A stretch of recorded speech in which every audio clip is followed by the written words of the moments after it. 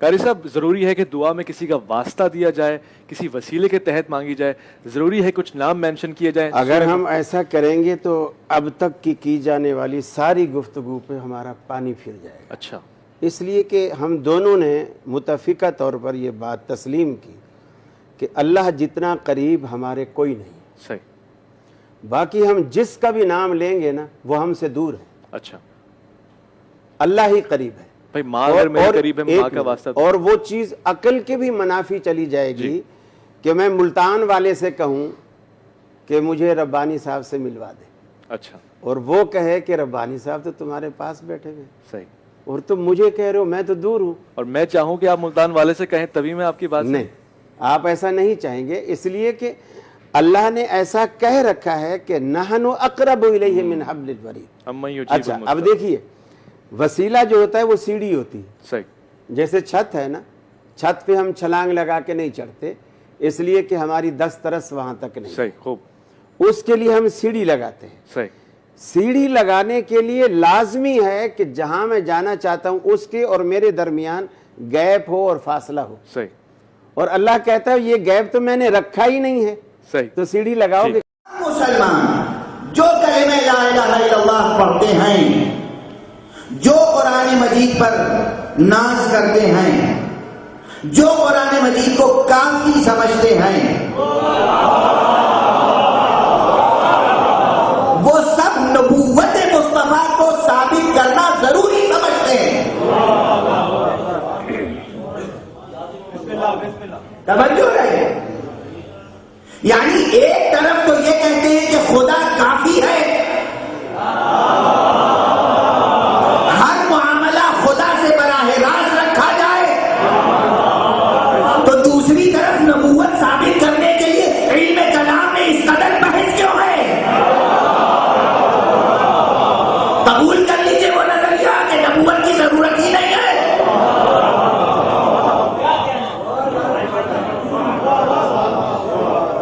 نبوت کی ضرورت ہے. کوئی مسلمان ایسا نہیں ہے جو قرآن پر ایمان رکھتا ہو اور نبوت کی ضرورت کا قائل نہ ہو یا نبوت محمد کا قائل نہ ہو. توجہ رہے. کس لیے کی ضرورت محمد کی؟ تاکہ خدا اپنا پیغام بندوں تک پہنچائے. خدا قادر مطلق ہے, خدا کی قدرت لامتناہی, اس کا علم لامتناہی, اس کا ارادہ قوی, وہ حی و قیوم, وہ اپنا پیغام ہم تک پہنچانے کے لیے نبی کی وساطت کا محتاج نظر آتا ہے. اور یہ محتاج بندے, یہ محدود بندے, یہ خاکی بندے خدا سے گفتگو کے لیے کسی وساطت کی ضرورت نہیں.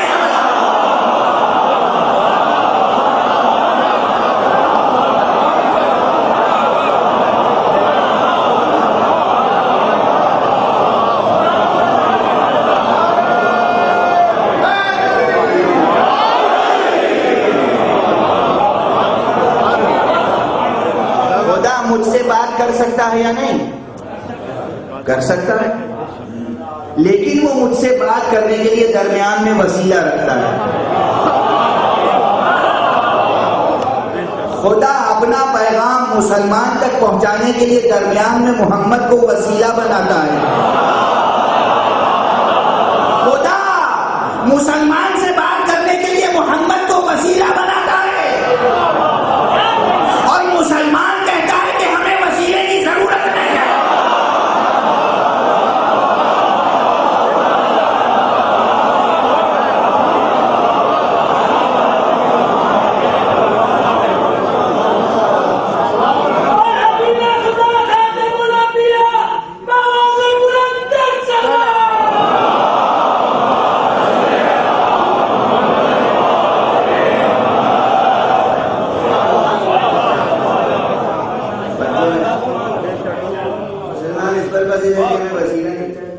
اللہ کو چاہیے, ہمیں نہیں چاہیے. پھر ہم ہی پڑے ہوئے نا اللہ سے. اللہ کو تو وسیلہ چاہیے تھا. جبرائیل پہلا وسیلہ، رسول دوسرا وسیلہ، اس سے بھی پہلے جائیے تو لوح و قلم،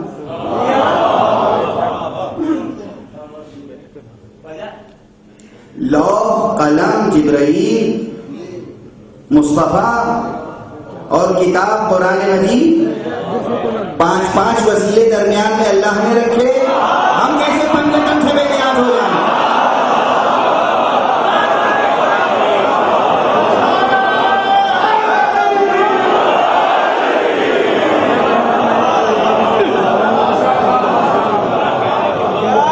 وسیلہ شرک نہیں ہے، وسیلہ کفر نہیں ہے،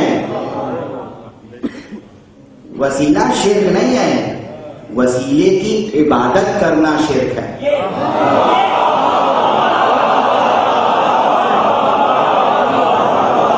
محمد کی عبادت کرنا شرک ہے. عبادت خدا کی کرو، اطاعت محمد کی.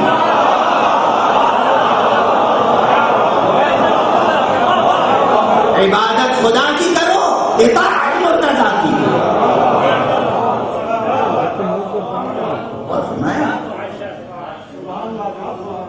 وسیلے کا انکار نہیں کر سکتے، وسیلہ شرک نہیں ہے. ہاں وسیلہ شرک بن جاتا ہے کب؟ جب اس کے وسیلے کا انکار کریں تو کفر ہے، جب ہم خود سے وسیلے تراش لیں تو شرک ہے.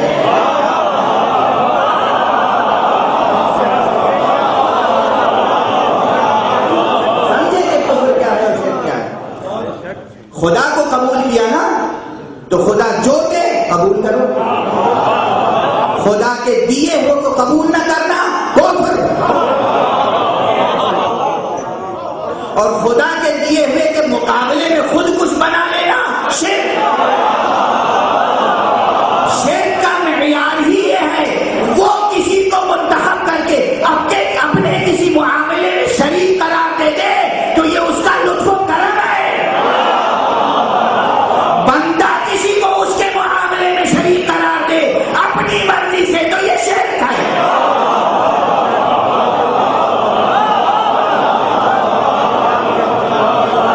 سادہ سی بات، سادہ سی بات. آپ کے پریزیڈنٹ اس وقت جناب پرویز مشرف صاحب، پرویز مشرف صاحب نے سندھ کا گورنر بنا دیا اختر ضامن صاحب، سندھ کا ڈاکٹر عشرت العباد صاحب. ہم کہیں کہ پریزیڈنٹ پرویز مشرف کو ہم مانتے جو ہیں پریزیڈنٹ، مگر ان کو گورنر نہیں مانتے، گورنر ہم خود بنائیں گے.